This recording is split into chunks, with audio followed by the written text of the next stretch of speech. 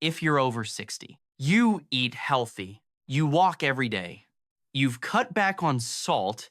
Then let me ask you a question. Why is your blood pressure still high? Not occasionally, not only when you're stressed, but consistently, month after month, year after year. What if the real reason has nothing to do with how healthy you look? What if there's a hidden factor working against you every single night without you even realizing it? Today, we're going to talk about something that surprises many people because sometimes the real cause of high blood pressure isn't happening during the day at all. Let's talk about someone we'll call Adam. Adam is 67 years old, a retired firefighter, strong, active, disciplined, the kind of person most people would describe as healthy. He never smoked. He rarely drank alcohol. He walked every morning. He maintained a healthy weight. And he made an effort to take care of himself every year. He went for regular checkups. Every year, his doctor told him the same thing: keep up the good work. And yet, there was one problem. His blood pressure remained stubbornly high. 145 out of 85. 150 out of 90. Sometimes 155 out of 95. The numbers never seemed to improve, no matter what he did. At first, Adam thought maybe it was stress. Then he blamed age. Then he wondered if he needed more exercise. So he worked harder, walked longer, paid even closer attention to his diet, but nothing changed. The numbers stayed high, and the frustration started to grow. One day, during a routine appointment, Adam finally asked his doctor, "What am I doing wrong? I've done everything people tell me to do. I eat well, I stay active, I take care of myself. So why is my blood pressure still high?" His doctor looked at him for a moment, then asked a question Adam wasn't expecting. A very simple question. "How well are you sleeping?" Adam laughed. Honestly, he thought it was a strange question.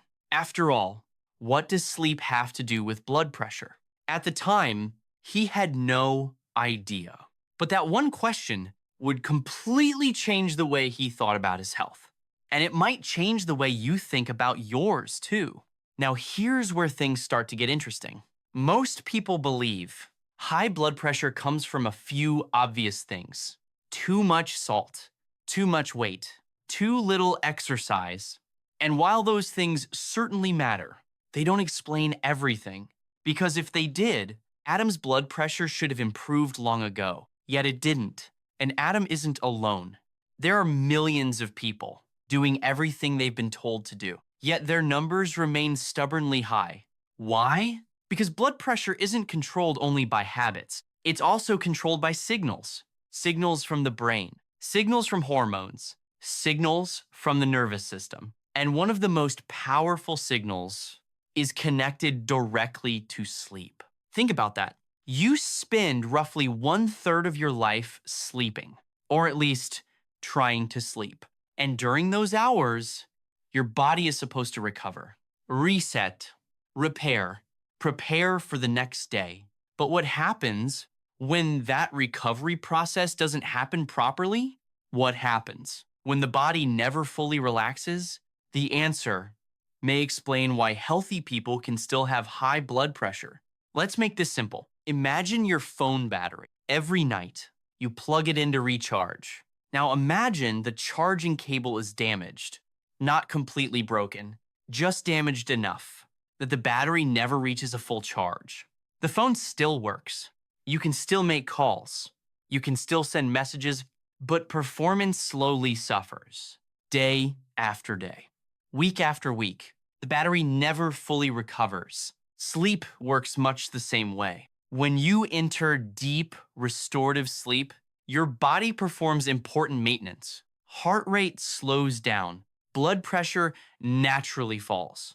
Stress hormones decrease. Blood vessels relax. Your cardiovascular system gets a chance to recover. But if sleep quality is poor, that recovery process is interrupted again and again and again the body remains slightly activated, almost as if it's on standby mode, never fully relaxed, never fully reset, and over time, that can begin affecting blood pressure. Even if everything else appears healthy. Quick question: how many hours do you usually sleep each night? 5, 6, 7, 8, or more? Comment your number below. I'm curious to see how many people watching today are getting the amount of sleep they think they need. Now, here's the part that surprised Adam the most. He thought he slept well. He went to bed at a reasonable time. He stayed in bed for 7 hours, sometimes even 8. So naturally, he assumed sleep wasn't the problem. But his doctor suggested something unexpected: a sleep study. Adam wasn't convinced. In fact, he almost declined. After all, he wasn't tired during the day. He wasn't falling asleep in meetings. He didn't think anything was wrong, but eventually he agreed. And the results were surprising. Throughout the night, his breathing was being interrupted. Not enough to wake him completely, but enough to trigger a reaction inside his body. Again and again and again. Each time it happened, his brain released stress hormones. His heart rate increased. His blood vessels tightened. His blood pressure system became activated. Let's use a simple example. Imagine someone pressing the alarm button in your house every 30 minutes throughout the night. You may still be inside the house, but you're never truly resting. That's what was happening to Adam. And suddenly, everything started making sense. The problem wasn't his diet. The problem wasn't his exercise routine. The problem wasn't his discipline. The problem was what was happening while he slept. This is where many people become confused because they assume if they look healthy, they must be healthy. But some health problems are invisible. You can't always see them. You can't always feel them. And poor sleep quality is one of them. A person can be active, fit, disciplined, at a healthy weight, and still have sleep-related problems. That's why so many people feel frustrated. Everything looks fine on the outside, yet something hidden is quietly working against them. Think of an iceberg. Most of what matters is beneath the surface. And the same can be true for health. What you don't see can sometimes have the biggest impact. Now let's talk about the biggest lesson from today's video. The lesson isn't simply sleep more. The lesson is pay attention to sleep quality. Ask yourself a few questions. Do you wake up feeling refreshed? Or do you wake up tired? Do you snore loudly? Do you wake up several times during the night? Do you need frequent naps during the day? These clues matter because poor sleep affects much more than energy. It affects blood pressure, heart health, brain health, memory, mood, and overall quality of life. Sometimes, the reason your blood pressure remains high has nothing to do with what you're doing during the day. The answer may be hiding during the hours you're asleep, and that's why awareness matters. Because once you identify the hidden problem, you finally know where to focus your attention. So let's quickly recap. Adam wasn't lazy. He wasn't careless. He wasn't ignoring his health. In fact, he was doing many things right. But despite all of that, his blood pressure remained elevated. Why?